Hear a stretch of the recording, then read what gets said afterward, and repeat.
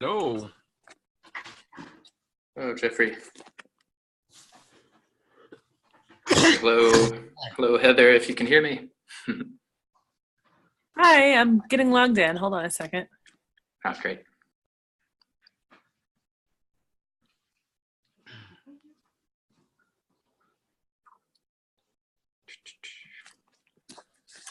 Okay, I think I'm ready. Morning, guys. Hello, good morning. How's the baby? He's alive and kicking. He's a feeder. First child, Miles, was not much of an eater. But this guy, Vincent, he's a chunk. Cool. Everything's going well. Very healthy, very happy. Good.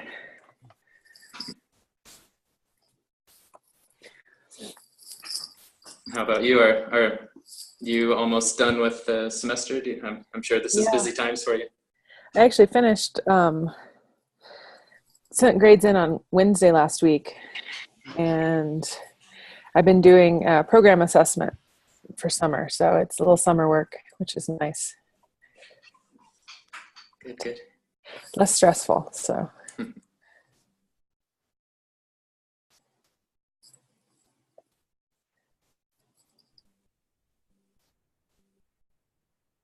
How about you, Jeffrey?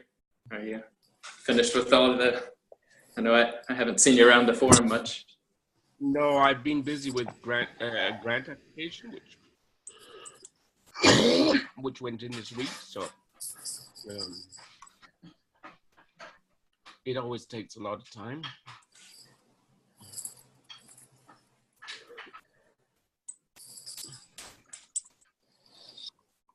Good luck with that.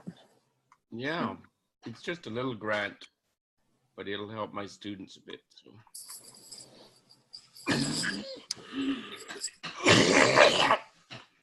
When you say your students, I don't know if I know the context. I don't think I've heard about your teaching. Where do you teach? So I teach at Laval University in Quebec City. Okay, cool. And I teach graduate classes mostly in geomatics, which is surveying essentially. Oh, wow. Okay.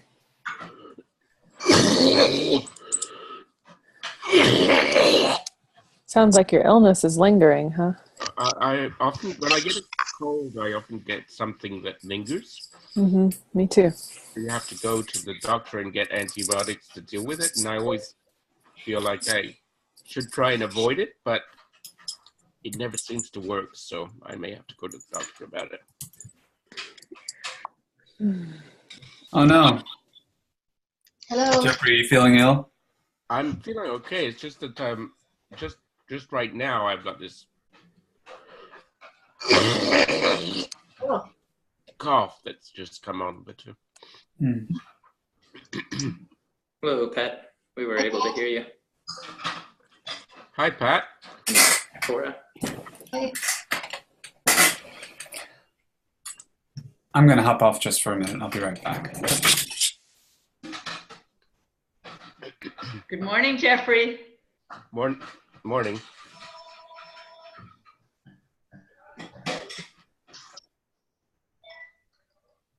Hi, Hannah.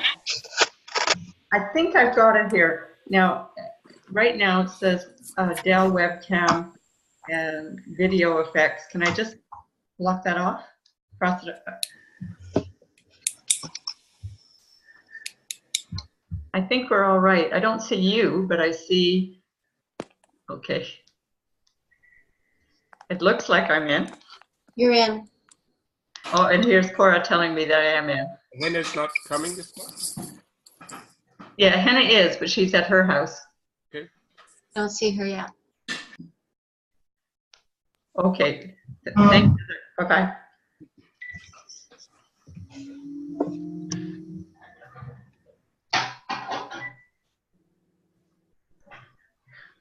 Jeffrey, you always look so spiffy.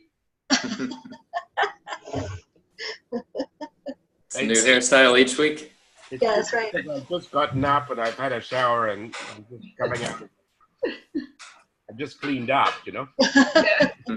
But that's what a camera makes us do, I guess.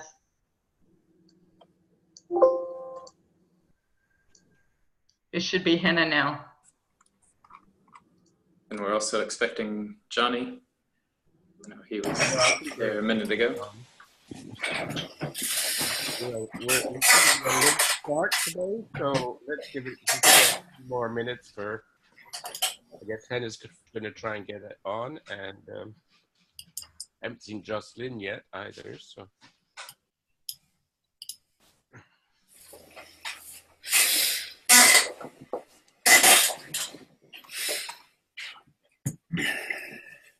How's everybody feeling today? Last week we had a lot of sickness that was carried on. I'm on the upswing, I think.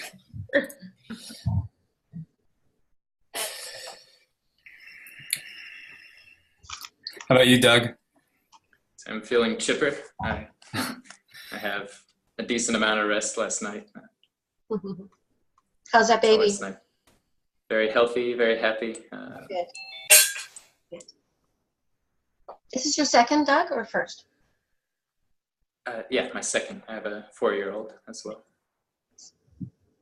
This is my first day back at work, or second day back at work. I guess I went in between, so I've been napping during the daytime and not sleeping during the night. But so I've been well rested, but it's going to make a shift here in a bit. So I'm sure I'll be the next one to carry on the technological illnesses that arise here, I guess. Thank you for sharing that video, by the way, on Stitches of Time, the interview with Erin, showing her work at one of the biennales. I just watched it a few minutes ago, but it really illustrated what she writes about in these chapters, and I almost felt that you have to experience them both. Like, you have to experience the art to understand the philosophy here. So anyway, I don't, we'll talk about that, I'm sure, maybe not, but I appreciated it. Yeah, it's very helpful for me as well. This is it's noted, it was a very dense chapter. I feel like we could study this for a lifetime and still not fully understand what's going on. Speaking for myself, of course. No, you're speaking for me too. Absolutely.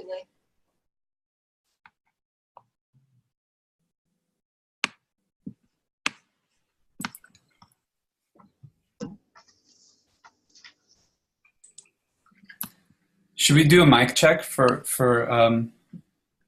others who haven't heard yet? In on the mic, so.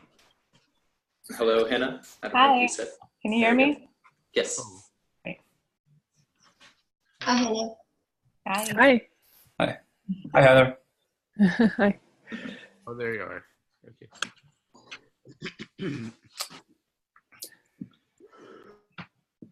So I know I know John wanted to participate. So I'm sure. There we go. Hello, John. Hello. Sorry I'm late.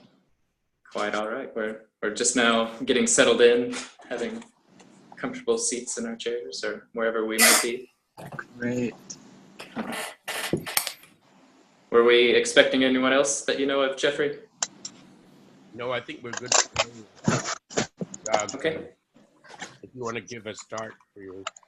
So Doug was the person who came last week to give a little bit of an introduction to this chapter, and I think he's prepared something for us.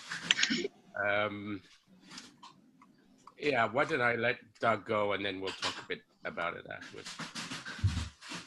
So, thank you, Jeffrey. I tend to be one to never want to talk. That's kind of part of the reason why I jumped into it in the first place. And I hadn't read this chapter, and I felt, well, this is a perfect opportunity to kind of take a shift aside and try to not necessarily just describe what she has written Like we could go through all the terminology of duration, intuition, sympathy, artfulness, aesthetic yield, the individual, pre-individual, whatever else might come to mind that we read about. But I'd like for us, as we've kind of already started here, we note our personal environment. If we take note of this conversation happening, we might have people kicked off due to technology issues, sleep issues, sickness. It's hard to come together as a group. It's hard enough for us to meet just where we are right now. And I feel that's part of what she's getting at with the art of participation section.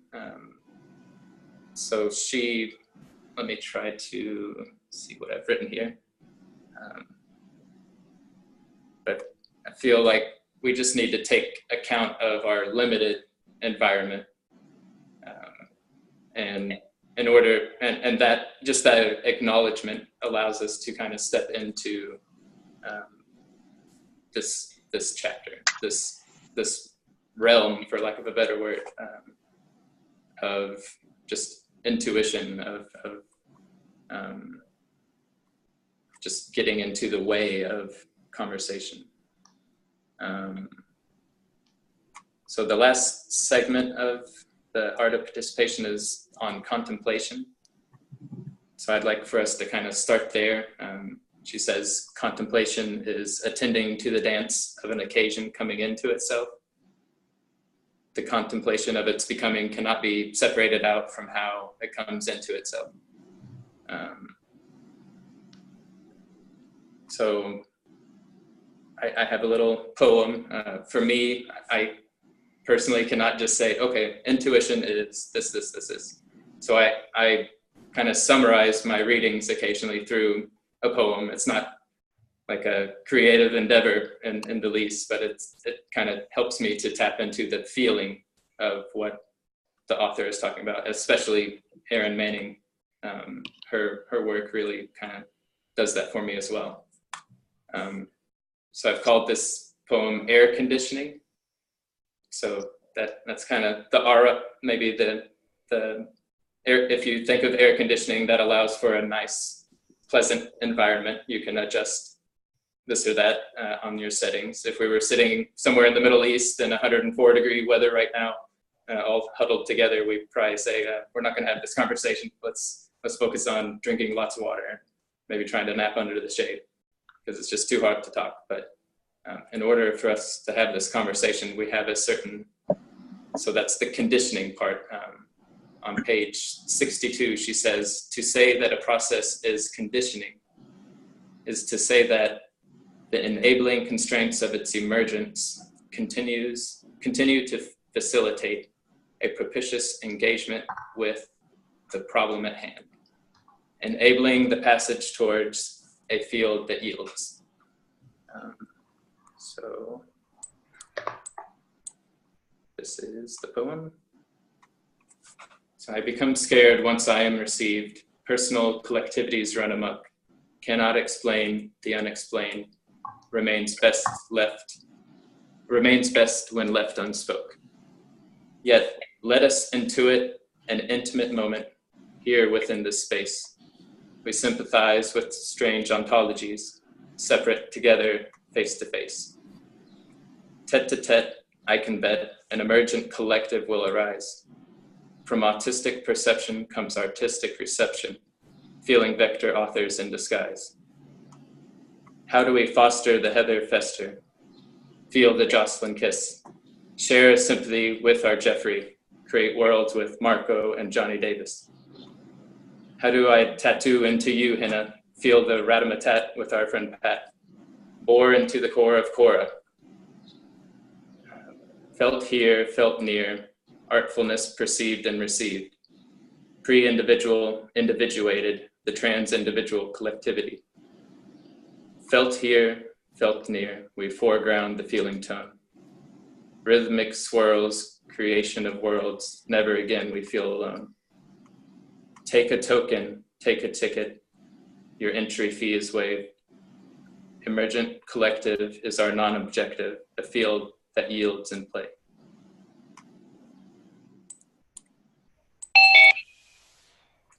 So I don't know where to go with this. That was kind of just, I called it invocation, so kind of allowing us to jump into that space, asking for help from whatever, whoever. So now I'm asking for your help, and I guess we'll do a mic check with Jocelyn there. Hello, Jocelyn. Can you say hello, just so we know we can hear you? Okay. Your mute is on, Jocelyn. You have to unmute yourself. Okay. Hello. Sorry. Okay. It was blocked. I don't know. Sorry about that. You're okay. So thank you, Doug. You did a far better job than I could, I think, to do an introduction. I would have done one of my procedural things, and I think a more interesting, especially a more interesting way to deal with this chapter, which is not an easy chapter to address in a procedural way. So I like the way that you did that. I don't know how everybody else feels about it, but I felt this was a more Whiteheadian chapter than the first one, in the sense that it's more opaque to begin with, and you have to sort of work and live with it a little while, and then it starts to creep back in around the edges, and you start to pick up what it's talking about it. But it's not easy to pick up on a straight linear read through. I thought maybe what we could do today is, so we've done introductions before. I don't think we have to go there again. Maybe just go around each person and give your initial reactions, and then we can come into a more free-for-all discussion afterwards. It tends to be the way I work this. So I usually do it by who's on top, and I think it's usually who came in first. So Heather, you're up first because you were the first on. All right. Someone has some background noise, I think. Do we know who that might be? It was me, because I've got my cleaning. Oh, okay. That's why I'm going to mute me when you talk. So. Okay. I actually was in the process of taking notes last night over chapter 2, because I'm already into chapter 3, and I got sleepy. So I was trying to quickly refresh my memory on chapter 2. If someone wants to jump in, they're welcome, or I can speak more extemporaneously. So happy to do that. It's just been a week and a half since I've read chapter 2. So it's the one before we get into the weather balloons and stuff. Yeah, I know which it is. I just was refreshing my memory. It didn't stand out quite as clearly to me as chapter 3 did. So I guess I can go to some of the notes I did have a chance to take. Is this the chapter with Simondon? Yes. Okay, because I read it yesterday, but I'm not sure if I read the right chapter. I think I jumped ahead. I'm not sure if other folk have read Simondon before at all. He's another writer. I just read one of his books. He's kind of an interesting writer, but he's a bit of a dense read also. So, do you want me to skip over you and come back to you, Heather? Please, yeah, if you don't mind. I'm just going to quickly catch my thoughts. Okay. Here. Cora, do you want to go? Sure, I'll do that. So, well, as usual with Erin, I find sort of the focus of each chapter both disorienting and affirming at the same time. I think the two pieces that I would pull out of this chapter for me are the notion of intuition, which we can talk about as the discussion builds, and also the notion of past, present, future. When I read, this would happen with relationscapes as well too, where I often am disoriented in whether I have experienced something, and this is research related typically, where I've experienced something and then I read what Erin is focusing on or asking us to consider, and wonder whether I've seen this and am now affirming it with her writing, or whether the writing itself is taking me forward, and I'm seeing things differently in the future as well. So it's a little bit like theory as well too, where you come in with a kind of theoretical positioning, and you wonder whether with what you're seeing is influenced by the theory, or whether moving forward it takes on a life of its own. So actually, when I was reading this, a very particular and practical set of circumstances came to mind, which focus a little bit on my previous experience as a dancer and that intuition and embodied understanding. Going into the research I did with children and the notion of the event, which unfolded before me.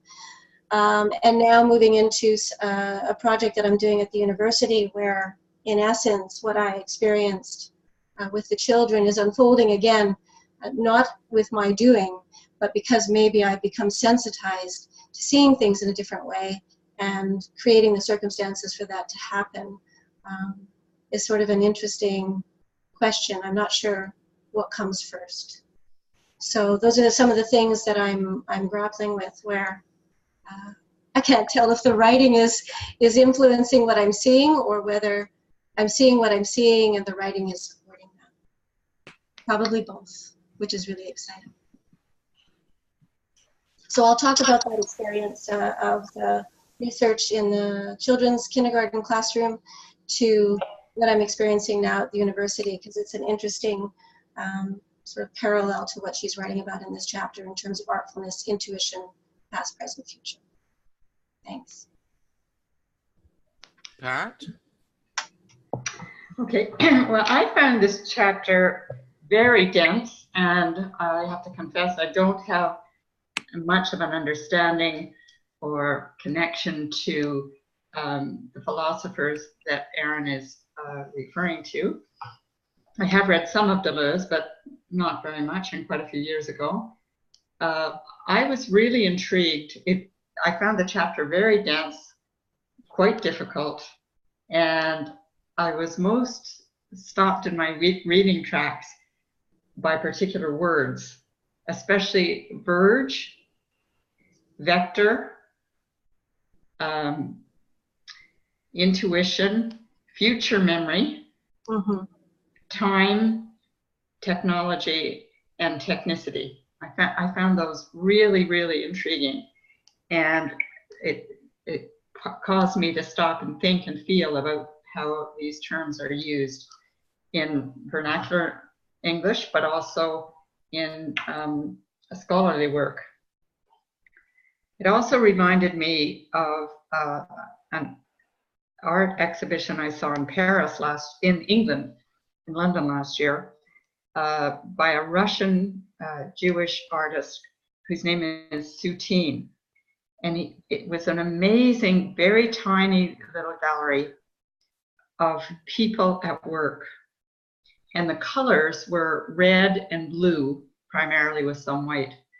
So it was very, very intriguing, because I think what he has no pictures of bankers or plumbers or certainly no professionals, but a lot of waiters, waitresses, cleaning people. I just found, I don't know why I was linked back to that experience last November, but I really was. That's all I'd like to say. Thank you. Marco, would you like to say?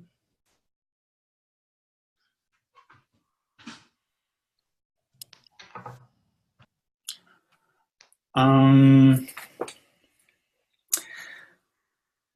don't know exactly what to say about the chapter. I think that one way we might approach it from a experiential level is to attempt to maybe, I'm just riffing here, but like let it activate us in the way that it's describing itself or describing the process that she's articulating in the chapter. Like, I'm very curious. I'm puzzled by what she means by the art of time. What does that mean? What is time? Is time a medium in the way that marble or words or technology, a technological media is? In what sense do we make art with time?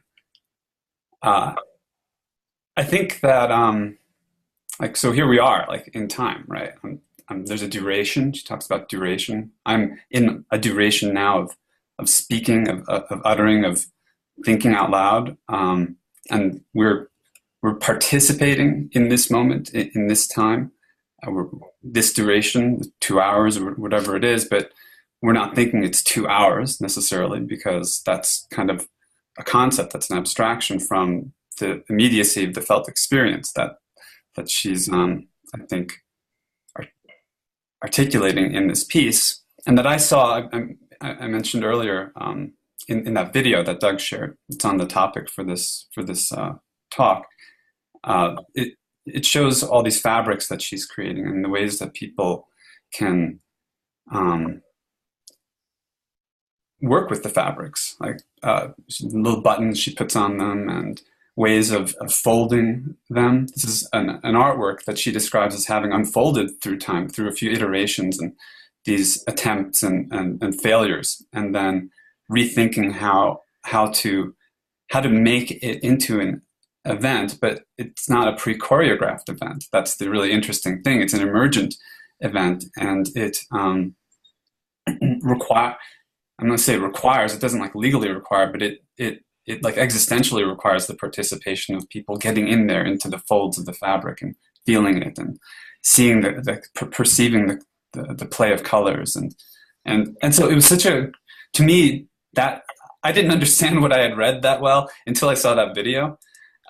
And I only saw it a few minutes before this talk. So I'm sort of in the process of re-feeling what I felt when I first read the chapter. And I thought Doug's poem was beautiful, and that it actually was an invocation of the excess kind of quality of what Erin is describing in this chapter. Heather shared a poem in the topic thread for the previous talk, which I thought also did exactly that. And I had an interesting experience reading it, because it was like reading a poem being written in the act of its being read. It was a unique experience, I'll say. And it, I think, illuminated for me, or at least just made a connection. It was like a fold point, like a fold crease between the theory in this chapter and the artfulness aspect, and then the practice, the actualization, or the activation, as Erin puts it, of the of the moment, the experience, whatever it is. Like I'm fumbling a bit with the words, but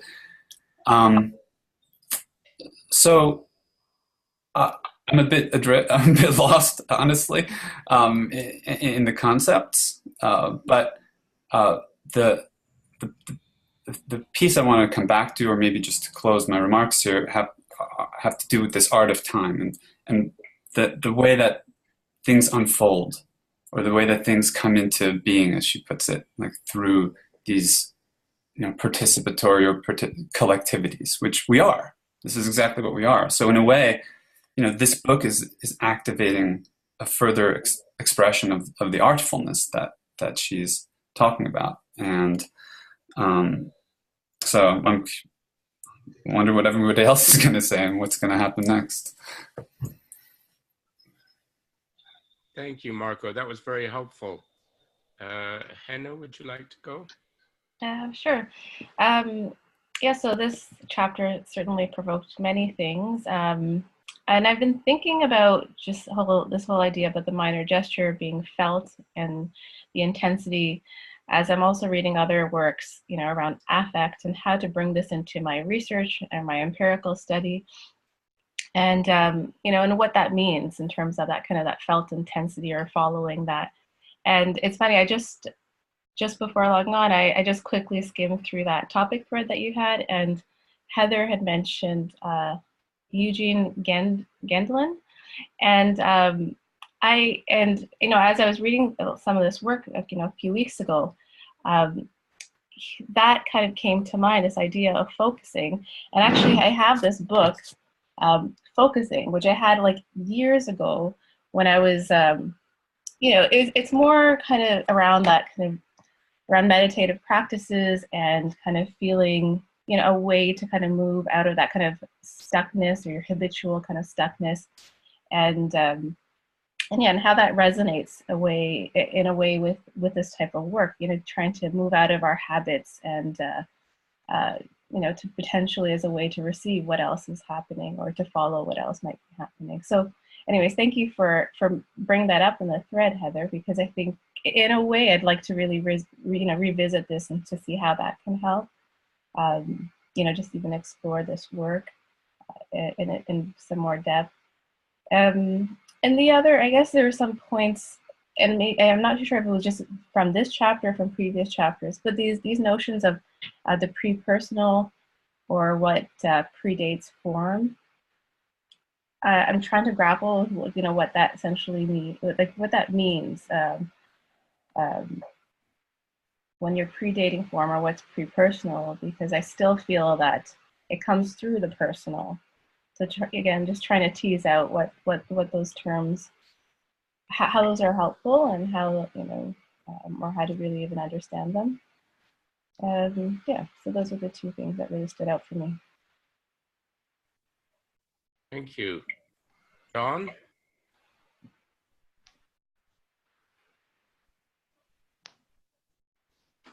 You need to unmute yourself. Acting wacky. Okay. Thank you. Well, this I read the chapter, and her discussion to Simondon really triggered a lot of stuff, because she talks about the pre-individual, the individual, and the trans-individual, and the individual does not come first. The individual emerges out of whatever this is, and that the trans individual is participatory and collaborative. And this made much sense to me. And I looked up Simondon. She was quoting Simondon because I wanted to get clear about this individual, pre-individual, trans individual, because I find that really fascinating. And it's a little volume. It's 2 lessons on animal and man. And she also refers to something that she wrote called Fiery Luminous and Scary, working with an autistic boy. And she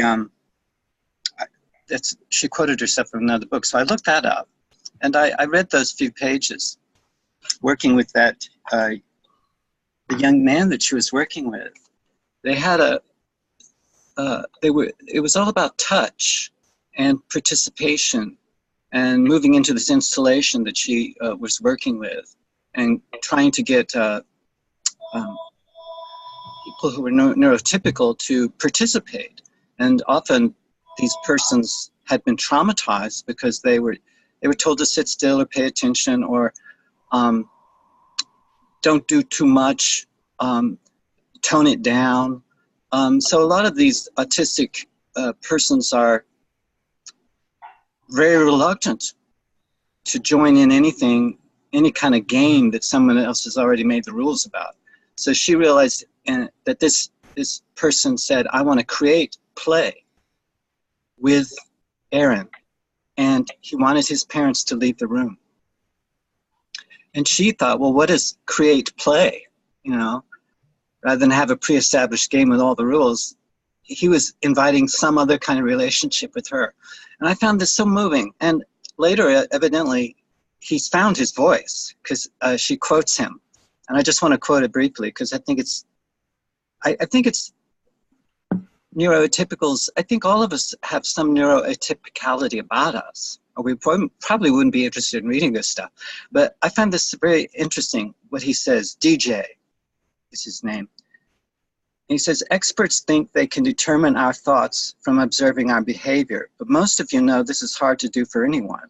It is especially hard to do if the person's body deserts its hopeful mind because of severe anxiety or illogical sensory input. For example, some of us see emotions as colors, and other of us feel noise. We might stop a moment. We might stop a movement. People think we're avoiding doing work, but we're deserting our reasonable selves because we feel a fearful sound or see quiet green reassessed as approval. That to me was just immensely moving to see green. What did he say? See green, see quiet green reassessed as approval. So I sat on my fire escape right before we had this call, and I have a beautiful tree out there, and I just looked at the green leaves and just let it become quiet green approval, you know, and I started to get into this boundaryless, not boundaryless, but where do we make the cut? And I think this is, very important if we're going to re-educate ourselves in ways that are beyond the current factory model education, which most of us have been indoctrinated in. So other memories started to come up out of my own very traumatic education, and how I was taught systematically to separate touch from the visual system. And as I've gotten older and was able to reflect on that experience and read a lot of poets, I remember Coleridge making the announcement as he looked at a beautiful sunset. He said, "I see, but do not feel how beautiful you are." So I think that poet was capturing, as I think DJ does, that separation between what I see and what I feel. And I think that's a split that runs very deep in our Western way of doing things. And I think it's demanded of us to make this split. And those of us who have resisted are often persecuted for our resistance.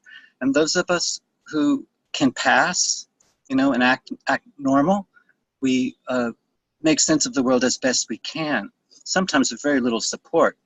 And I think that's probably a lot of what we're seeing is what I think she says, normopathology.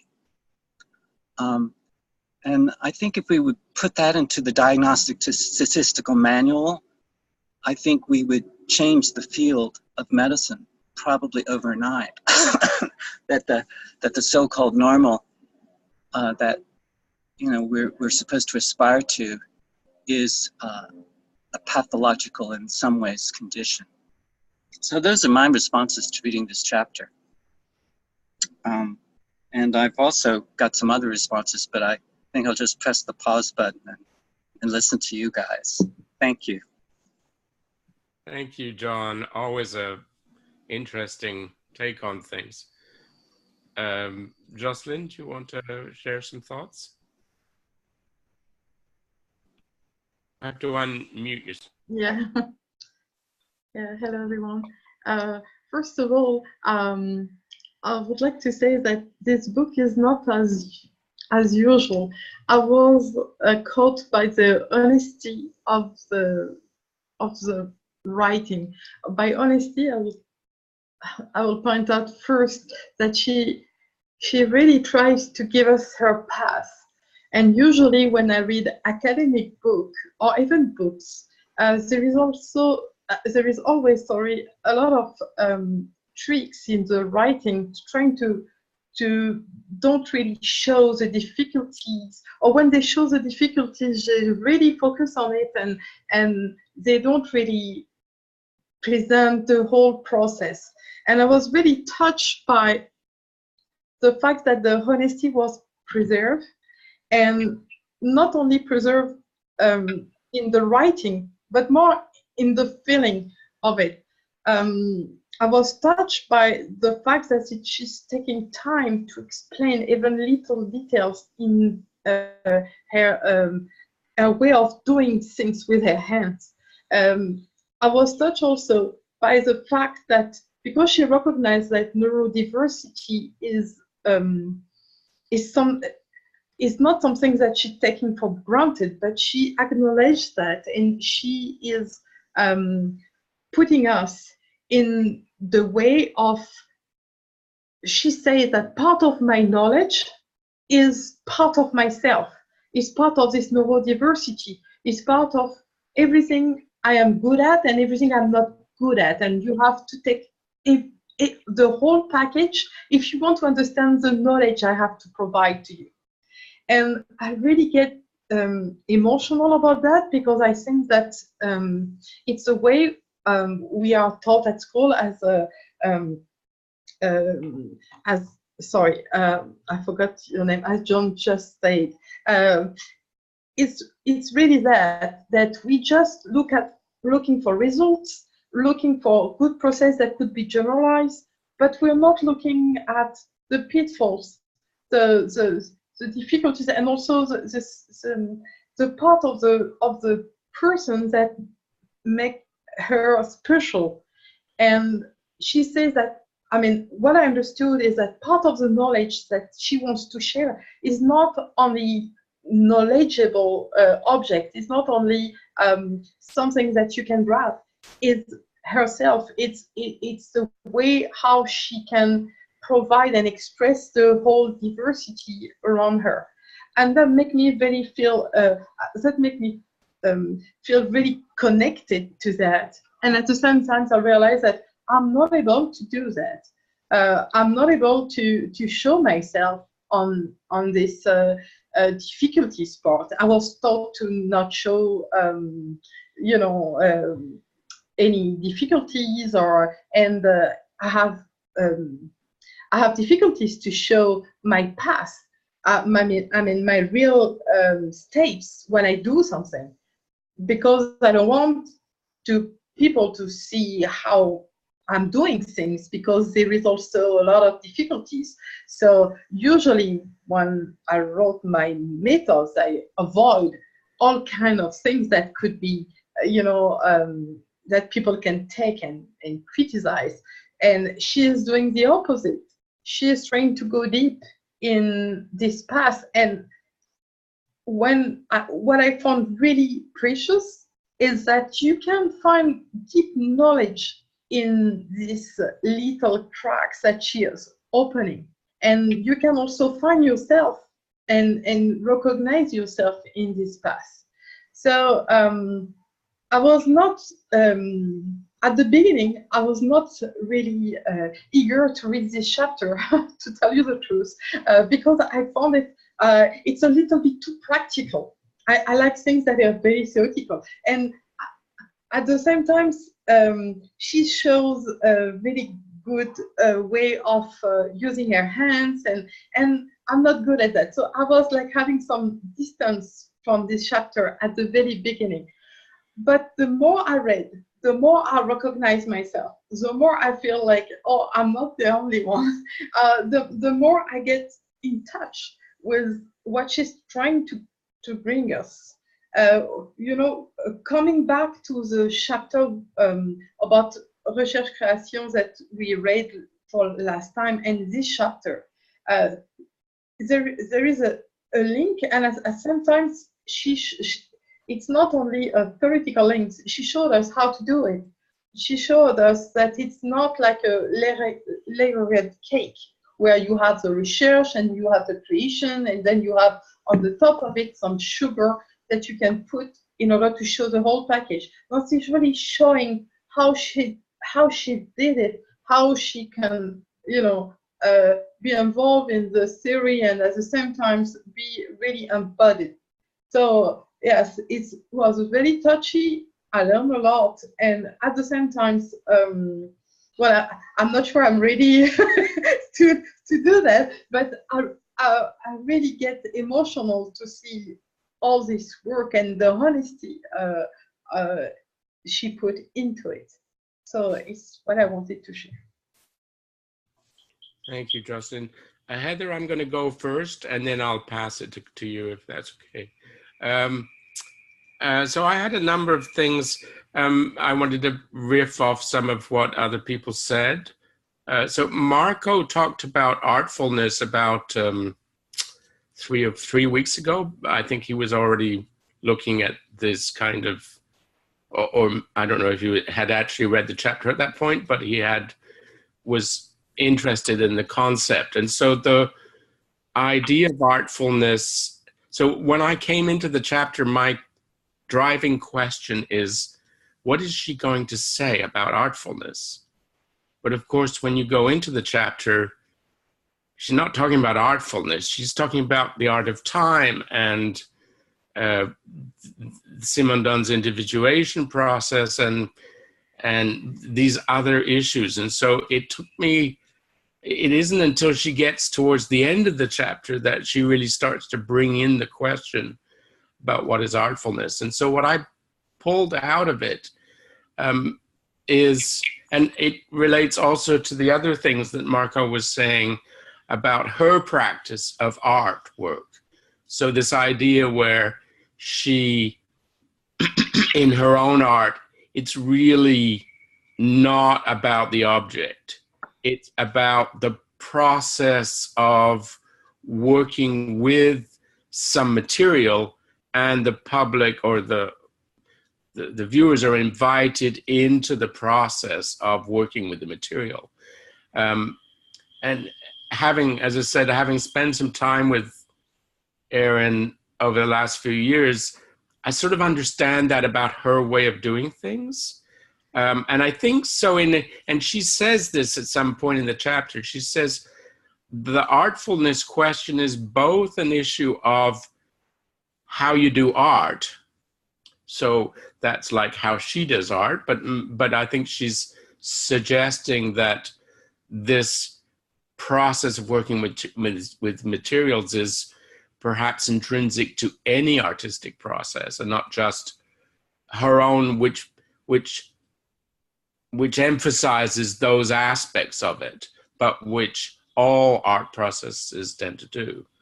But she's also saying that this aesthetic feeling is applicable to a much broader context of activities than just art, or I shouldn't say just art, because I think that's not what we're talking about, but because in a way we're saying that everything is art, or can be viewed, every process can be viewed in a way that brings in this question of artfulness. So that's the kind of the takeaway that I finished by getting from the chapter. There was another thing, this whole question of time. So I don't want to go into that too much, but I've spent the last week essentially.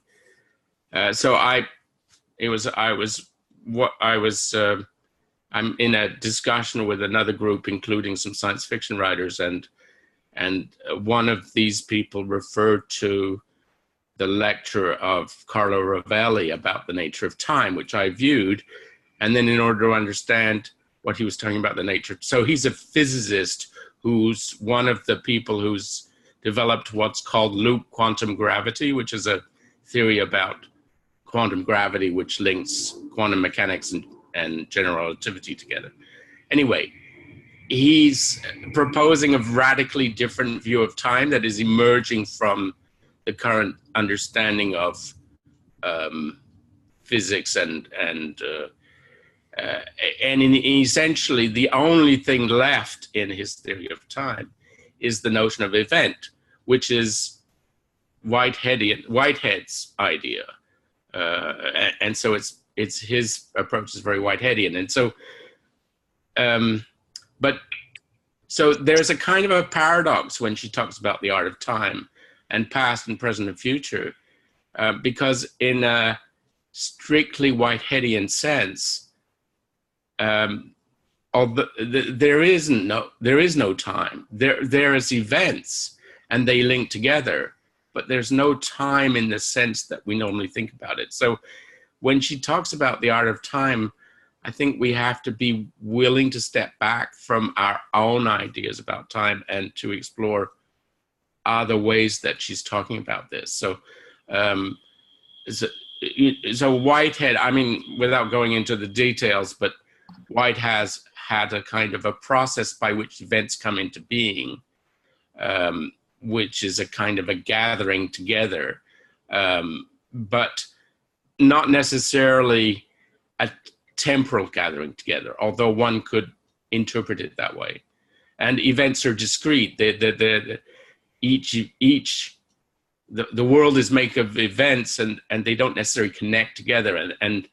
And so the idea of discrete time is also, when time comes into it, part of what the modern physics is telling us about time as well. So the third thing I wanted to say about this is, at the same time that so at the last 2 days, through a discussion I'm having with John online, which has been going on for a little while, we've been talking about doing some kind of a reading group like this one around Gregory Bateson's work.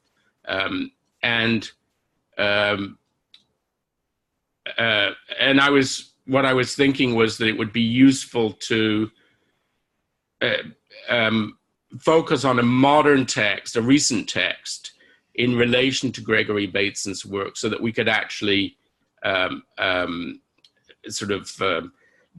dive into Bateson's work through a modern one. And his daughter, Nora Bateson, has written a book. That's the book that John was just putting up there. Can you remind me? It's Small Arcs of Larger Circles, it's called. Anyway, so because he had 2 daughters and a son, and both daughters are very interesting writers. Mary Catherine Bateson is the first, who's an anthropologist, and Nora Bateson is the second. And Nora Bateson did a film on Bateson's life, which I managed to find online, and I viewed last night, which is an extraordinary film. But I wanted to read one of the statements near the end of that film. This is from his daughter, Mary Catherine Bateson. She says, "Any kind of aesthetic response is a response to relationships. When you read a poem, the rhythm is the relationship between the words. The different vowels echo each other. The images match up in various ways with images in your own head. So the experience that you take from the reading of a poem or looking at a painting is an unconscious exploration of the many different relationships that the artist has managed to capture."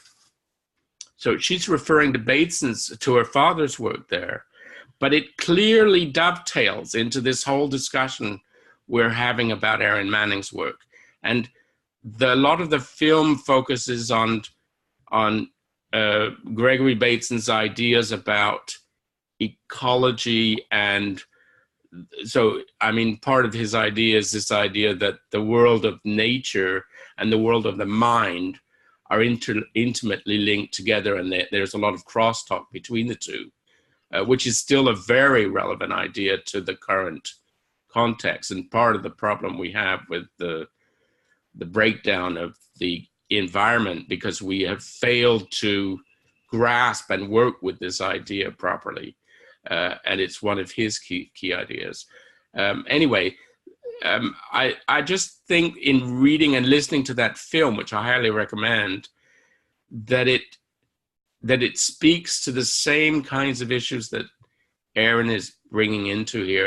And so this idea of artfulness as not just not just a way of working through our perceptions of the world and how we engage with those perceptions, but it also brings us back to the undercommons. And in fact, the final comment in the film is a comment about, although it doesn't use the word the undercommons, that's what it means. It's about the fact that all this is connected into the needs from a change context. From I think if I just find what I wrote from Bateson about that, he says. Nora Bateson says, change may be scary, but not changing is even scarier. Our ability to remain stable is ironically a measure of our flexibility. Not allowing change is the perfect formula for becoming obsolete. She says, growing up in California, I learned that in an earthquake, the kind of structures that last are the ones that have enough flexibility to allow for the ground to shift. That was the same sort of architecture that Gregory tried to develop in his students' thinking skills. Those moments of being able to say, I used to think it was like this, but I'm starting to think it might be like this. That was a way of saying, I learned something. So there wasn't any sort of concrete value placed on the stability of an opinion. In fact, it was just the opposite. And then from Bateson himself, from the moment when I saw that the word stable refers not to the cat, not to me, not to the object when I say it is stable, the moment that I discovered that it was an error, I was living in a world of ideas. Very important ideas, elegant ideas. To live in a world of ideas is to be alive. So here we are floating in a world which consists of nothing but change. Because if there isn't any change, there isn't any knowledge. Only by the creation of change can I perceive something. And in this world, we float, we talk, and we talk as if, there was a static element in the world. So again, it's this idea of the change, which is also built into Erin's ideas and the importance of the undercommons in terms of engagement. Maybe I'm going to stop there. I probably have more to say, but I'm going to let. I'm sure you have something to say by now, Heather. Yes, thank you. Thank you for the extra time too. It wasn't an absence of things to say. It was a desire to grasp a hold of the boundaries of what this chapter was and what it was trying to do in terms of its process and its constellation. Because as I'm reading, I'm very much attuned to Erin's. She has mentioned somewhere in here, I didn't try to relocate it, that there's her book organization is also emergent in a sense. I'd have to go back and find the exact quote to say more. And last time Jeffrey mentioned that the book was a portrait of a person who does this work at the border of research and creation.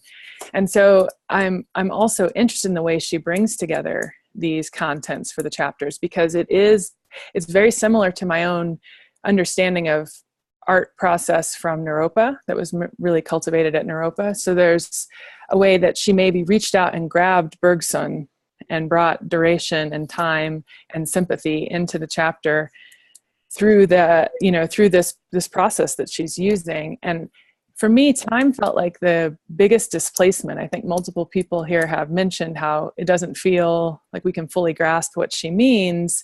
We may have to go beyond the text to understand it. I think it's no doubt important. I had a teacher talk a lot about durations and folds and vectors, and it makes me wonder, in an experimental prose class, and it makes me wonder if she was reading Erin Manning as well or knew her. So the thing from the chapter on page 47 that I really loved was the way she describes the way of art, this manner of becoming or process that maps the attunement of world and expression. And that's part of the reason I'm having trouble putting this into words, is that this is such an alive process for me. Marco knows I wanted to try to develop a field poetics idea coming out of summer writing program last year, where, sorry, I have to plug in, so I'm going to shift my view, where we had a quantum poetics presenter, Amy Catanzano. She's writing about quantum poetics. And what that brought up for me was a desire to really map field poetics, because that's how I care. That's how I relate. I really, there's an all at onceness to this chapter that stops my own clarity. So it's like art, my own care and commitment around education, having come out of CIIS, which is about the whole student and multiple senses in the learning process. And how we know, there's activism, which I've tried to engage, and engagement. And then there's practice, which is a constant companion, or I want it to be. So this idea of all of these coming together as a way, as an art, is really what I value most, I think, about her work. But I'm not seeing as many distinctions. I'm seeing more bleed through from chapter to chapter. So it's hard for me to get a hold of what the chapter is really trying to do. So some things that I really noted here in relationship to that quote. One thing would be, so we've talked a little bit, and I know Henna mentioned the Genlin reference I made. And so I kind of wanted to go back to that a little bit. Eugene Genlin also has this idea of implicit intricacies. He says that in his phenomenology of carrying forward, he says that the implicit intricacy is that which cannot be fully grasped in language. We can only carry it forward to greater and fuller expression. So the poet or the philosopher is working with these intricacies. And this has been something I wanted to grapple with my whole time at Naropa, how the intricacies emerge into thought, form, language, art, expression way, how we best midwife those intricacies into their expression. And so that led me to the projects I did as a result of that being so central to my own questions. And I've collected other terms like that. I think in yoga we have the seed ideas. Richard Freeman talks some about that in his Matrix of Yoga. And then we have the no seams, which one of my favorite artists, George Kwasha, he's a Tai Chi practitioner and a healer, and also he works with stones. He has stones that balance at their edge in his axial poetics idea. A stone at its edge is always falling. So this to me captures some of the process that we're looking at here. It's when he finds that balancing point, it aligns the inside and the outside for him. And that to me is the attunement of world and expression to some extent. You know, it's the I from chapter 1 that is a vector of experience and action coming into contact with its participation in a field of both other eyes and this soup of the trans individual contents that emerge as seed ideas, no seams, intricacies, that we then mediate through our eye. Back to what someone mentioned about the pre-personal and how it comes through the personal. So the idea of no seams too, from George Kwasha's work, is really interesting to me. It's the smallest unit of intelligence. And when we grasp it, I think we grasp it with multiple senses. We grasp it with maybe most accurately, our sense of taste, when we think of one taste from Ken Wilber's work, but we grasp it with a thought that is more of a feeling, and we grasp it with a touch that is more of an intuition, and we grasp it with I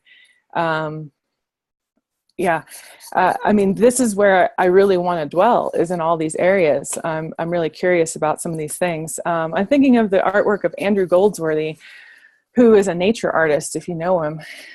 He works with these temporary structures in nature. They will get destroyed, but he gets commissioned to do them anyway, and he documents them. So you've got the formation of ice, on a morning that's going to melt by noon, and he's sculpting with it, or he'll be sculpting a little structure at the confluence of two rivers just to see what happens when the tide comes in, and then watches it wash away. So there's something really beautiful in that about both the process of sculpting with the emergent and the sense that this phenomenon is always going to be temporary. It's never going to be stable. It's always impermanent. And that's an expression of, I think, what Erin is describing as this way, to some extent, though maybe beyond the scope of where we're at with it. I also wrote down resonance and harmony. When I was at CIIS, a student I worked with inspired me with a novel idea. And from his own dissertation on he was translating some terms, and he was working with Taoist philosophy, but the terms for resonance and harmony were the ones that struck me most. What he said about resonance from the Chinese characters, or from the, I think it's the characters, you can actually read the symbolism that emerges has something to do with open hearts, and it actually refers to resonance being two open hearts leaping off of the edge of a cliff into the unknown. So resonance actually being this, that's a beautiful metaphor for emergence. And so at the same time as I was working on that novel, trying to bring multiple aspects of his life, which inspired me to no end. He was a piano tuner. He had gone back to school to explore his ideas on chaos theory and attunement to reality. There were just all these beautiful things that lined up in his story. And, I learned about these concepts that actually guide my own practice from him. I was taking a Tai Chi class at the same time. So in one of my poems, I tried to map a Tai Chi sentence, which was essentially trying to attune world and expression through my own movement, through following a form. So Tai Chi is always a form. The idea is that there's no way to get it right. There are millions of corrections that need to be done to actually practice Tai Chi. And part of it is learning to make those corrections. I think part of it is attuning to the minor gestures. And I saw it happening on multiple levels as I was practicing it. So, with Tai Chi, we have the sense that each pose resonates with, one of the hexagrams.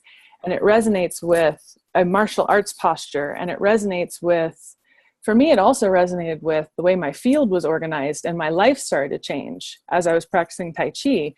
So there's this way that our gestures, when they are very close to the body, and they're very much focused on flow and very minute movements, the ripple effect in the field, I don't know quite how to put it into words. I'm just grappling with what I love about all of this. And I may sound like I know what I'm saying, but I actually don't. Just kind of riffing here. I also did the Magellan courses with Bonita Roy. And we read together some Genlin, and we did Christopher Alexander's Nature of Order. And so architecture came up earlier. And I was thinking about this, the intensification. He described architecture as working with life or not working with life. And as he describes structures that work with life, there's a concentrated aliveness that comes through for the viewer. And I was thinking about this idea of concentrated aliveness and intensification, which is also what Gebser describes. And then performance also came up for me a little bit too, because it's not just, these are not static objects. These are things we have to live with and through, because they are part of our fields of experience. So I don't know if I've grasped a hold of all the things that I wanted to in this initial check-in, but I'll just stop there and trust that maybe there'll be a chance to add a little bit more.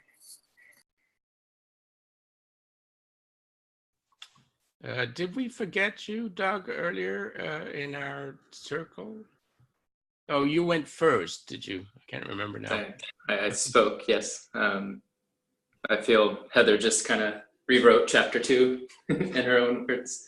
I do have just a quick comment about, which you kind of planted this idea in my mind, Jeffrey, and maybe it was Jocelyn that mentioned the individual ontologies versus the term ontology, the philosophical term, and that's just coming through to me now that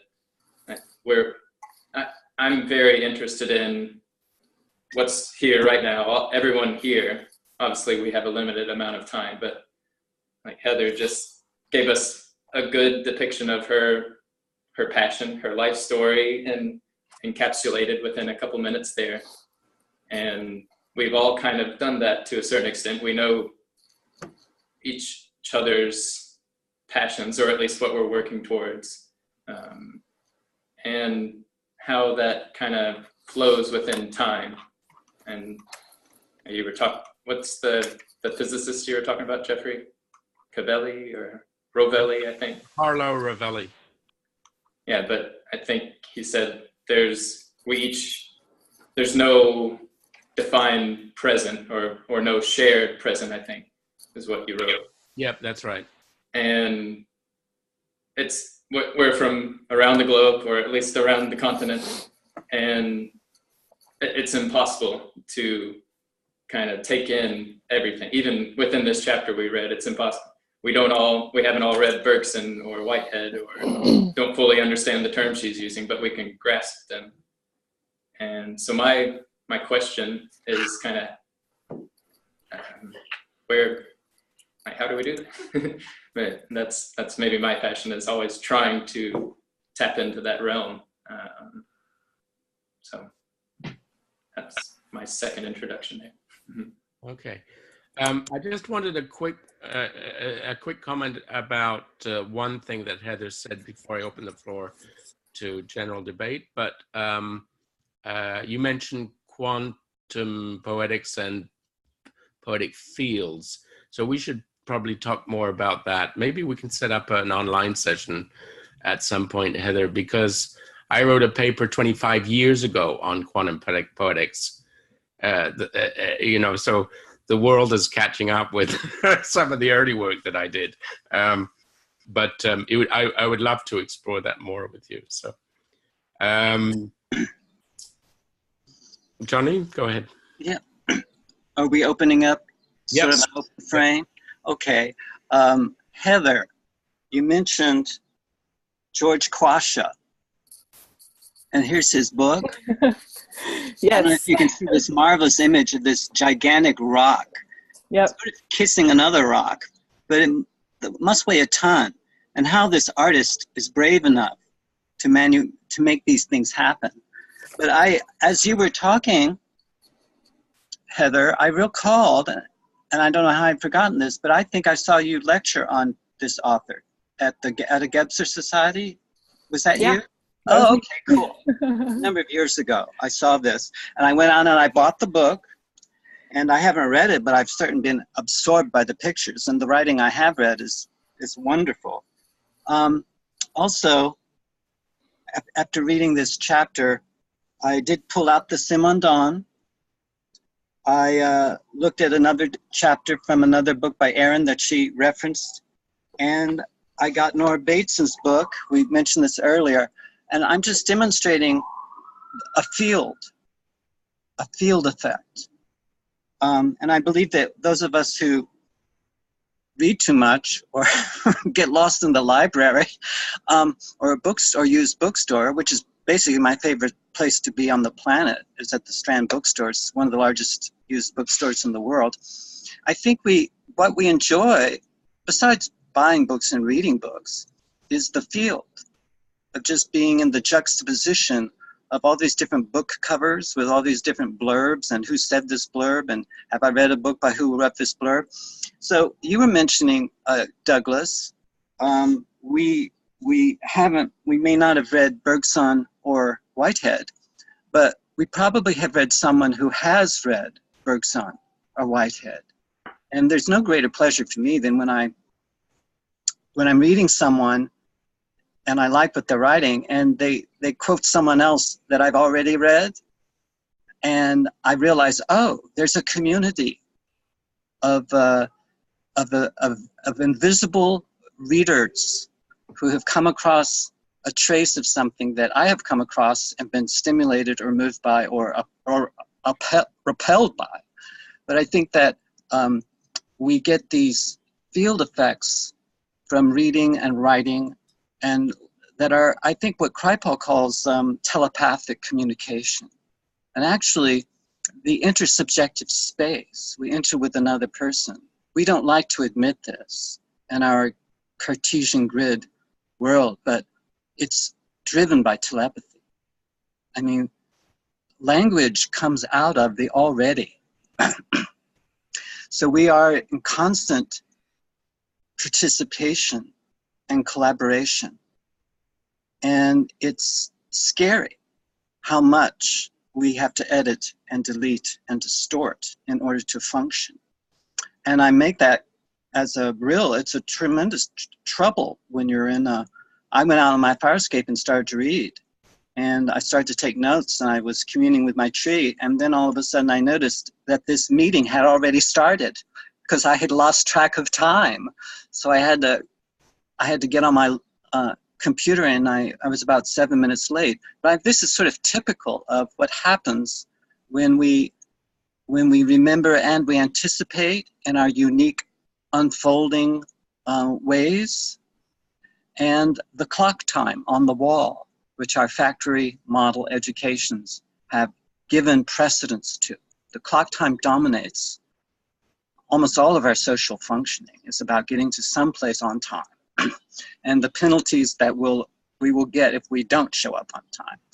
And I think that tension between clock time and that unfolding subjective anticipatory memory-based functioning, from which almost all of our creative solutions to anything arise. How we make those translations, I think, are crucial. And I think you brought this up also, Jeffrey, when you said, I don't know which author you were quoting about, we float and talk as if there was a static element. Maybe it was... That was Bateson. Yeah. And another quote, and I'm also recalling how the ancients talked about epistemology as a foundation for where that you stand upon.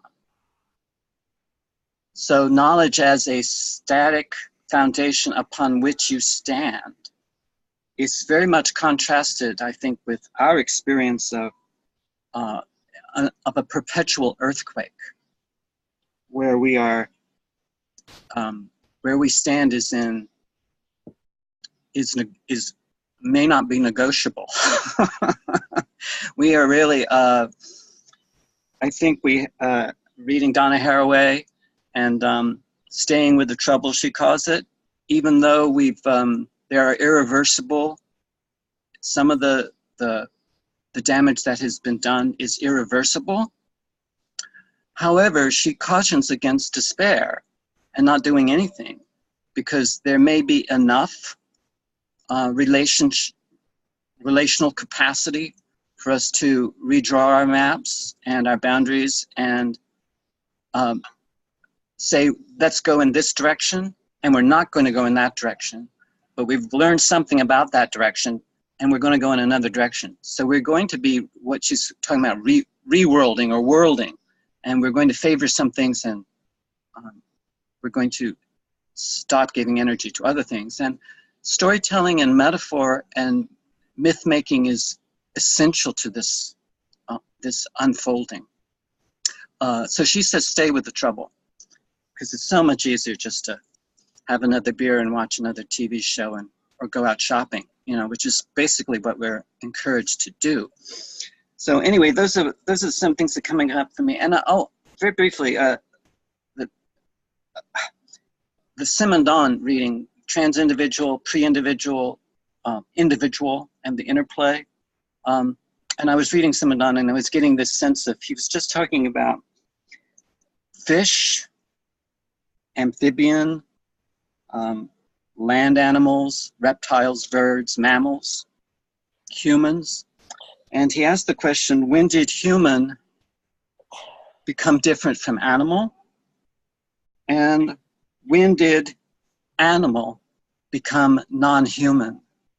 And as I was reading that, I started to let the shaky feeling I felt no doubt by beating Donna Haraway and others. It's sort of like, well, I don't feel like I have a foundation for a static foundation from which I can make claims about reality. If I just let myself be wobbly, I think we can get to someplace else that may be where we can make these, where we can stay with the trouble. But I think we do have to acknowledge how wobbly it is.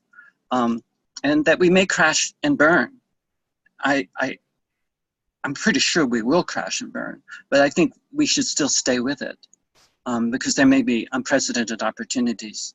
Just as in the last extinction, mammals emerged victorious over the dinosaurs. So something else will happen. But I think that relationship, that question, when did the human become, when did human and non-human emerge? And I can answer a question, sort of my own micro experience of being in a biology class when I was a teenager, and I saw, someone's buzzing me, excuse that noise. I saw on a board, a plywood board, they had nailed a cat. The cat was dead, pregnant cat. They had killed it and opened up her stomach, and there were little frozen embryos in her gut. And I just saw this cat like this, and it had nails in it, and I thought, they crucified a cat. And, you know, the teacher gave this explanation about talking about embryology and embryos, and I, at that moment, I was so horrified by the cat, the grimace, and I just felt it viscerally, and I still do. It's not something like a memory that's, oh, it's safe back there somewhere, and I can cordon it off somehow. But this memory anticipation thing is very fluid, and I think there's some memories. I think she beautifully expresses here, our author, there are future memories that we are responding to.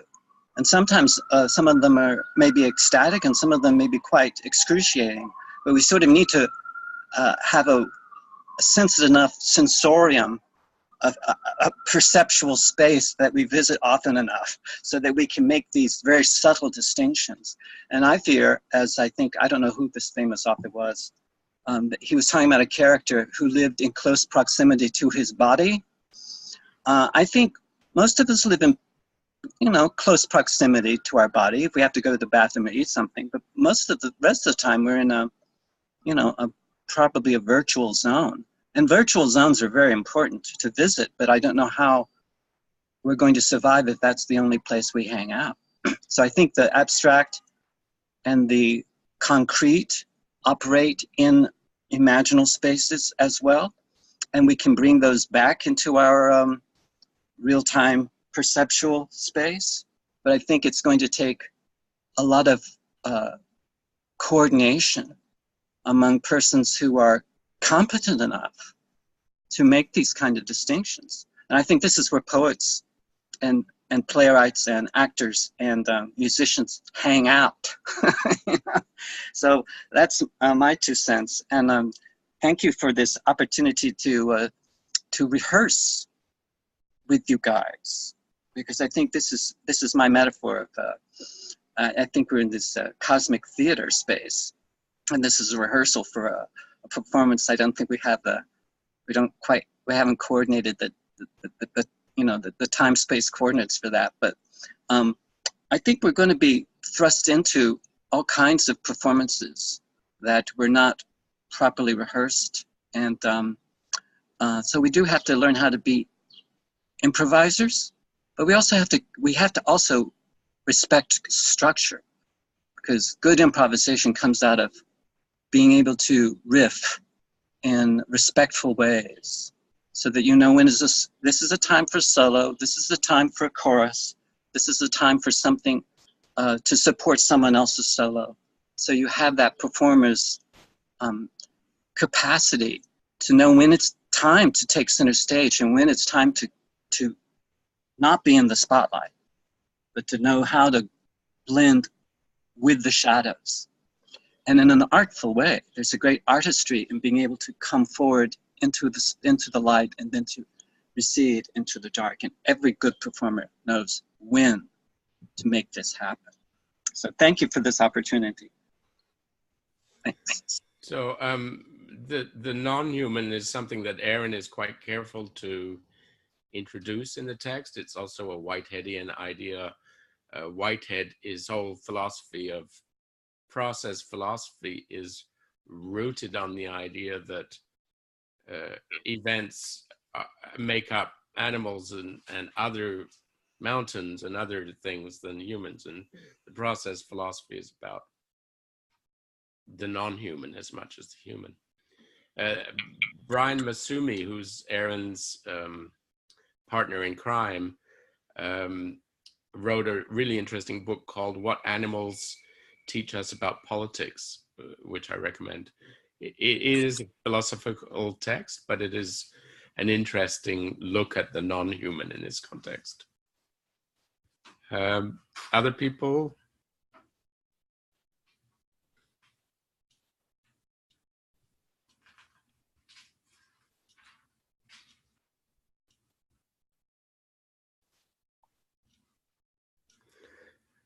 Well, I might say something about Simondon. So Erin writes, Simondon speaks of the individual as the point of inflection of a process of individuation, with this idea of the individual as emergent and as singular. Because, and this is an interesting idea because the point of inflection, so Deleuze wrote a book called Logic of Sense, I believe, in which he defines singularities, and among the list of things that are singularities, he indicates points of inflection. And so Simondon is actually writing off of Deleuze in this context, but so he, in a sense, he's saying an individual is a singularity in the process of individuation. So I think that's, and then I think, I can't remember who said it, but this idea that the collective is not necessarily many individuals, but many individuals within the same individuals. So it doesn't have to be a collective in the broader sense. And Erin talks about Whitehead's idea of society, and Whitehead's idea of society is a kind of collection of events, not necessarily individuals in the same way. So all of these ideas, they're like currents of ideas that are moving through this text from other thinkers that are coming in.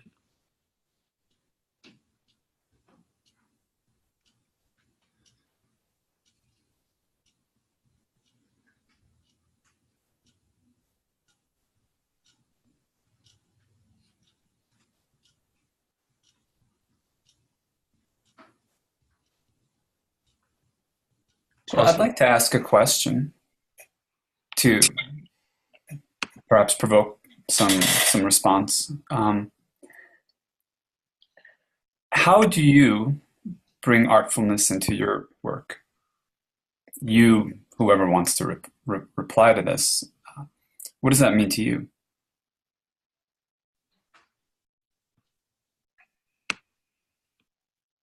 Would anyone else like to respond? But I can respond to that. Having a background in the arts, one would think maybe that would be intentional to bring a kind of artfulness to the work. But what I have found, particularly in this research with children and moving forward, is that the artfulness of that emerges from them. So this idea of being at the center of that, and similar to what you were saying, John, of moving into that sort of performance space and then knowing when to move out of that. I find that I do that all the time. I'm probably always thrust into a kind of performance situation, but I'm realizing that the artfulness has really nothing to do with me. It has to do with those that have the privilege to watch and observe. So the artfulness emerged with these children moving about a classroom. I mean, I suppose I attempted to set up a kind of scaffolding or structure to watch them, and eventually in a kind of artful way by looking at that quite graphically. But really it was the children that produced that artfulness. It was the event that unfolded in that research that I became attuned to. So it really had nothing to do with me. It had everything to do with them. And and Jeffrey, perhaps you can help clarify this for me as well too, but we started with a quite firm methodology and using structure and objects to be able to see how children were moving with their environments in relationship to these objects and structures. And I know in this chapter as well too, the Whiteheadian referral to chairs being sit-onable. And we started there. We definitely started there. But in the end, that kind of framing and scaffolding was holding us in. What was really happening was emergent with these children moving about. So go back to what I was saying earlier in the conversation about what comes first in all of this. I took away that realization, really, that this was unfolding in front of me, and Erin's writing really, I felt accompanied by my understanding and writing by reading Erin and how she was describing how these events sometimes unfold. I found it in the writing as well too. And Jeffrey, I really appreciate this term you use, the unconscious exploration, where I realized that in the writing, it was what I was struggling with was the rhythm of the writing that was able to capture what I was seeing in these children. I couldn't impose that. It needed to come through the writing itself so that I could, on some level, be able to describe what I was observing from them. So moving forward now, I wonder as well too how much I carry of that, having experienced being in the back space at this point, having experienced what I saw with the children, how much I take that forward now in what I see and encounter in other circumstances. So for instance, I'm involved in a project at Ryerson where I'm bringing nurses and dancers together to experience each other's programs of study, how they think, what they see, what they understand. And I had put the methodology and the scaffolding around that. They were going to meet in a dance studio, and it was going to happen between 11 and 1, so we get back to this time frame. But what I realized, well, none of that, all that fell apart. So I was moving through this glorious space at Ryerson called the Student Learning Center, and it's an amphitheater. And I thought, this is where these people should meet. But it wasn't because I was trying to create a sense of coming together. It just happened. So what was that sort of intuited or made me realize that it was going to be that space that allowed these people to come together and experience something that couldn't be predicted or understood or planned or reproduced in any way. So now I have this rogue event at Ryerson where these people have come together.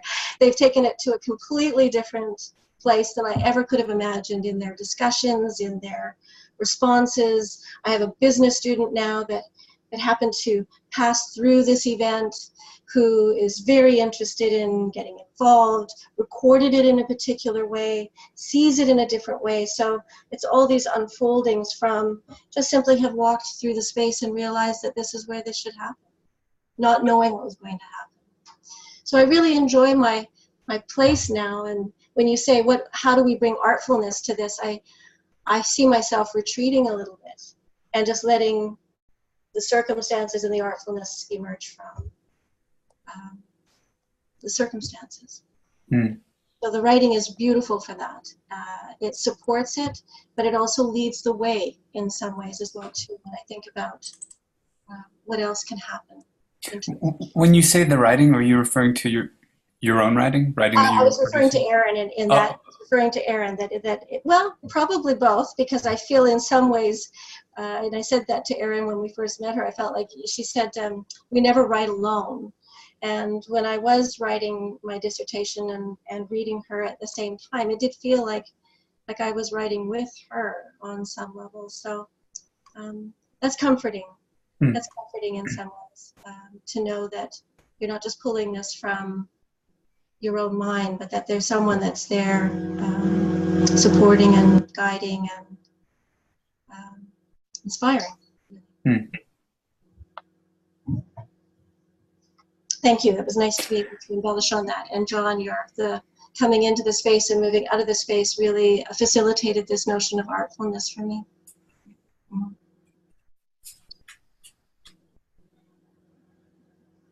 Cora, I was thinking if, in terms of your interaction in that space, if another way to see it is, you being part of that ecology or that assemblage, so you're not necessarily, although, as you set the conditions, you are kind of folded into whatever is emerges.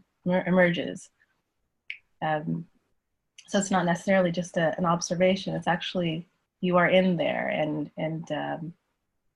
which makes it such an event because it can never be replicated.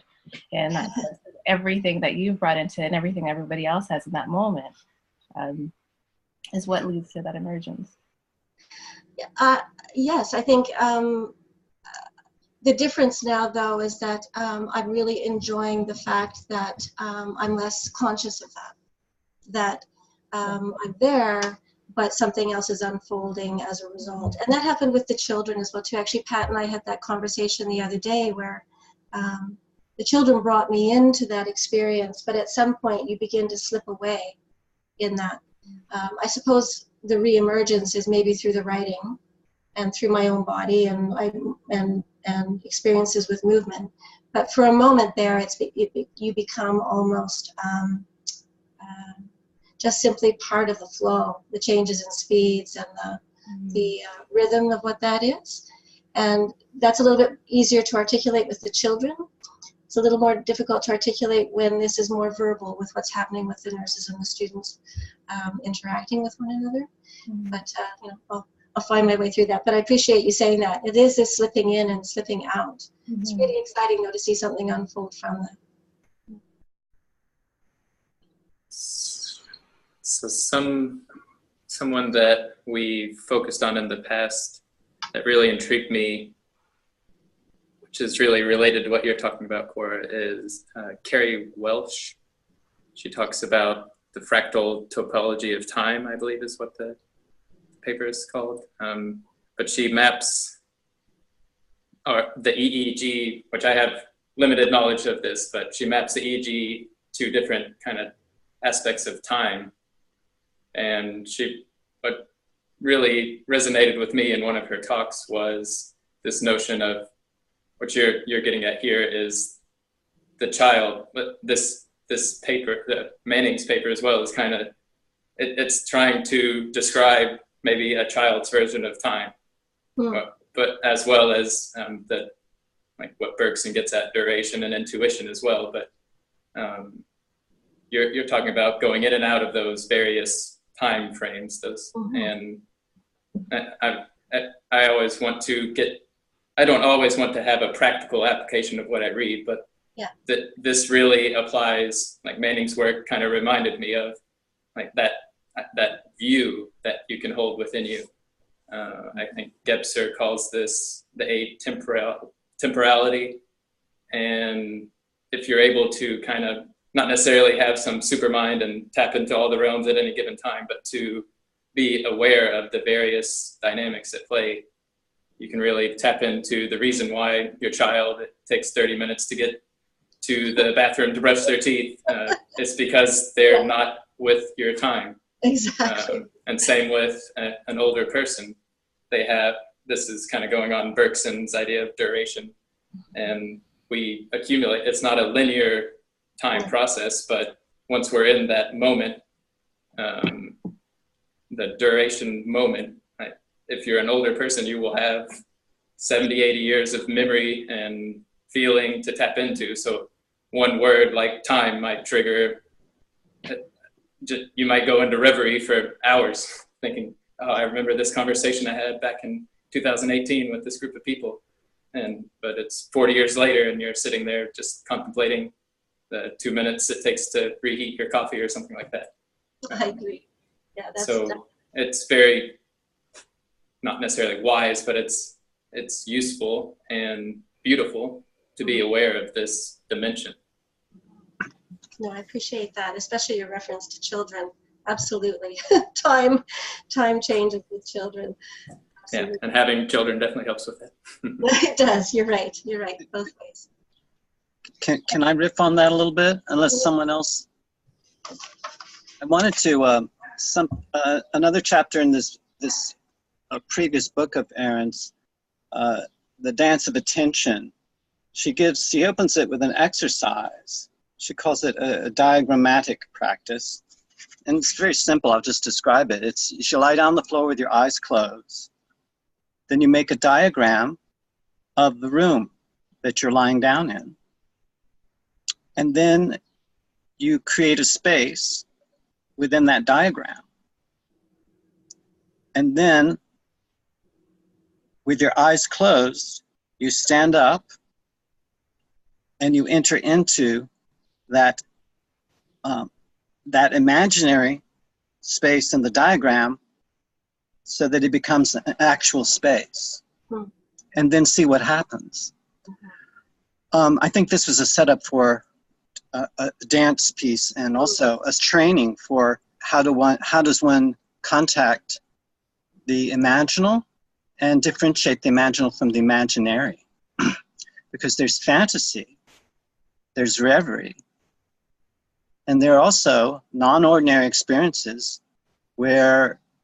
which I think some are referring to as the imaginal, where in those spaces, they're not just my private theater, but there's something pre-dreamer, pre-fantasy maker that's there, objectively so, and that others can participate, human and non-human.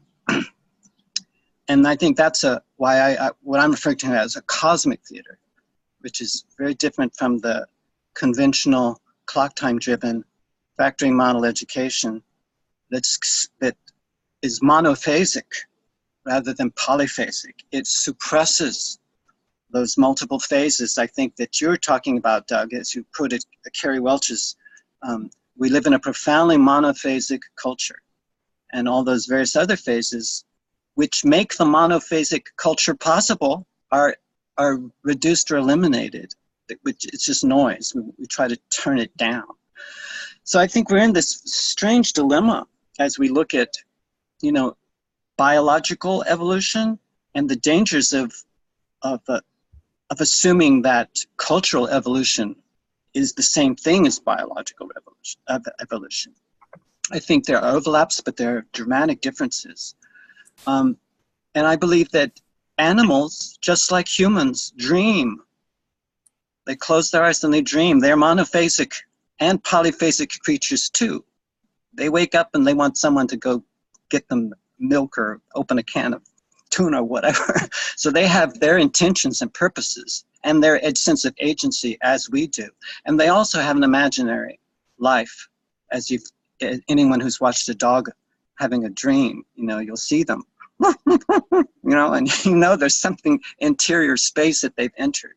So I think what has an interior space and what doesn't is very deep in our human experience, and we've often reduced others. Well, I have interior space. My friends and my family do, but those folks over there, especially if they're another race or even another gender within the family, like often women there were big debates in the Middle Ages where the women had souls, and there were big debates about whether Black people had souls. So this question of who shares an interior with me is a very primary distinction.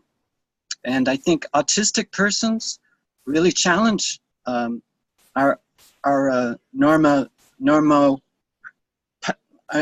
way of doing business, because they really call into question that those divisions that I think we habitually take for granted in our, rush to the subway, rush to get on job, take our lunch hour, get home on time and, feed the kids, whatever.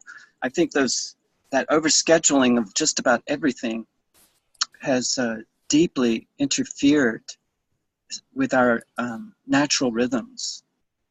That, well, natural is a tricky word, but I think if you have to wake up to an alarm clock, you are very, your physiology has been very disturbed, because we're not, I just think we're supposed to come up gradually, go back down, come up gradually, go back down, and then come up, and we're awake, and we're very vitalized, and we're ready. But if the alarm clock goes off, that relationship is disturbed and stays disturbed all day long. That's why I think. Although, Johnny, I set my alarm, and I always wake up about 15 minutes before the alarm goes off, and I go up to, it's like, so, I mean, even the alarm clock we've learned to manage. I mean, some of us and some of the time. And you can wake up before the alarm clock, but that's a good safety measure, because you set the alarm, you don't have to worry about waking up, but you can then integrate waking and sleeping and the various stages and states that are occurring, that are extremely important for our healthy functioning. So thank you for that, pointing that out. I think we can live with clocks, and I'm not saying throw away your clocks. I'm just saying we have to find a way of working with that modern conventional consensus mind and this trans-rational capacity to unfold a different kind of time, a different kind of relationship, which I think Rovelli is pointing out to, that there is no now that we can all point to. We're all operating in different kinds of time frames. So. Rovelli had some very interesting things to say about clocks. I didn't hear that part. I have to listen to the whole thing. I just watched the first half. Oh yeah, he did. He said the clock up here is different from a clock down here. Yes, you bring the clocks together and they have a different time. Yeah, so I mean, the sense is, here we all are looking at each other on these screens, right? But we're each, the image of Johnny is arriving at my space with a delay. So Johnny is actually at a different time than I am. He's in New York. Marco's in Colorado. So again, that's very different. There's another delay going on in there. And so even though we all appear to be in the same present here, in fact, we are all set with regard to each other, and there is no common now.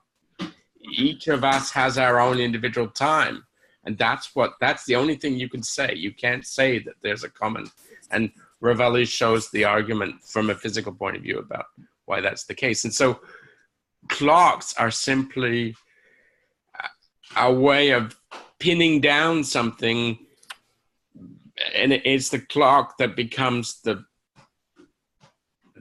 so in a sense we're doing an impossible thing when we're using clocks. Anyway, it's an interesting discussion. Jocelyn, go ahead. Yes, well, I found it very interesting what you said about, and John, what you said about the notion of body and gender, and that the woman, we were asking at the middle-aged woman have soul or not, and I think that the one who bring the question of animals was Merleau-Ponty. Is in I'm not sure the method was right. But whoever, he was the first who, one of the first bring the idea of the animal can talk. Animal can, so if they can talk, maybe, they can communicate. That means that maybe they can think. And well, this point is just because I would like to ask the group a question about, Merleau-Ponty asked about the body as an, I don't know how to say it in English, maybe Geoffrey could help me, but it's like an a priori, meaning like you set up that as something that is a statement, however, it may not be a statement. So at this age of middle-aged woman may or might not have a soul, and now we think about animals, they might or they may have a soul, or we don't know. But I would like, when I read the chapter, I mean, not the chapter, but maybe more the introduction, but the Artfulness brings this question of the body, and the body is an a priori, meaning that it's a statement that we are I. We are in one dimension, a body with a structure and a unity. And the question that I would like to ask you, because it's a question I have many times for myself, do we really are just our body? Am I a woman for real? Because I don't feel like that. I'm a human being because I don't feel that this way. I feel maybe I have psychological issues, I don't know, but I cannot just identify myself as a body. It's difficult to, and in that way, if you identify yourself just as a body, how can you take care of the complexity of the emotion you have towards others? And how can you not identify yourself to others? If you find yourself as a body and identify yourself as a body, you block yourself towards the others that could be you. So by identifying yourself as a body, maybe we miss one dimension. Maybe we miss something that is not reachable as our perception for now, because our paradigm is not set up yet. But for example, if you put yourself in the Middle Age, that woman doesn't have soul, at this time, everyone thought that it was true because they were educated in that way. It was written in the Bible. It was, I mean, not really written, but it was stated somehow and bring back to the population so they can learn about that. So if you think about where we are taught we have a body and we have limitation, well, don't you think? And humbly, I'm asking this question: do you think that body, that is part of the Artfulness that described by Erin, is it really what we saw or what we see today or what we will see, or is it something that we can experience in another way? Is it something that we did not explore in some way? And we are so shy about ourselves that we cannot go further, because you cannot expose yourself for experiment as your own. It's too difficult socially. So it's a question. Yeah. I think I'd like to just respond to that with another question. Sorry, my video's off. I'm on a delay from myself, so watching myself in slow motion is kind of hard. But just the idea that you brought up the question of the body and related it to the I, and I'm wondering about the question of multiple bodies and how those also are part of the field constellation of the I. So we have the subtle body, which contains our dreaming and our emotions, and this harkens back to what Johnny was saying about the imaginal as well. And then we have the causal body, and we have, so different philosophers have described these different layers of bodies differently, but could there be harm on any level of the body to the and limitations? I'm thinking about limitations psychologically. Like I was struggling a little bit to be more relational in my check-in, and I wasn't quite accomplishing it. So I saw that as a limitation of my subtle field capacity. And back to what Johnny was saying too about the imaginal, George Quasha interviewed a poet on his use of tawil, which is the Sufi practice of reading and exegesis. Tawil is a state of awareness that accesses the imaginal. And just so much interesting stuff here. But yeah, George Quasha is, I'll link some of these things to the forum, including that interview. So I just wanted to say something. So I'm not sure that the body is what's important. Not the body as an object, right? So one of the interesting things about Bates is about the film about Bateson is that he talks about the hand, and he says that the hand, we think of the hand as having 5 fingers, and he says, well, that's actually not correct. And then he goes on to explain why it's not correct. He says, from a biological evolution morphogeny perspective, the hand develops from its embryonic state through 4 relations between pairs of fingers. It's the 4 relations that make up the hand, not the 5 fingers. So it's a relation, and so he's sort of saying that we need to rethink our understanding of the world in terms of the relations between things and not the things themselves. So I'm suggesting that maybe it's not the body that's important, but it's the relationship between the body and whatever this emergent individual is, right? Which comes back to the other thing about the different bodies, because that's also, we have this tendency to categorize things and put them in the, so the imaginal body is somehow distinct from the subtle body, which is distinct from the physical body. And obviously different writers, as you mentioned, Heather, have talked about these things. And so you can kind of talk about them in this way. But in another sense, the imaginal body and the sensual body are the same body, or they are in a relationship. The imaginal perspective of the body is in relationship to the sensual perspective, or the subtle perspective. And so I think it's, I don't know, I'm just suggesting this as a way to think through this issue. That's a very deep question, and I have no easy answers at all, but I just have a lot of experiences that don't fit the norm.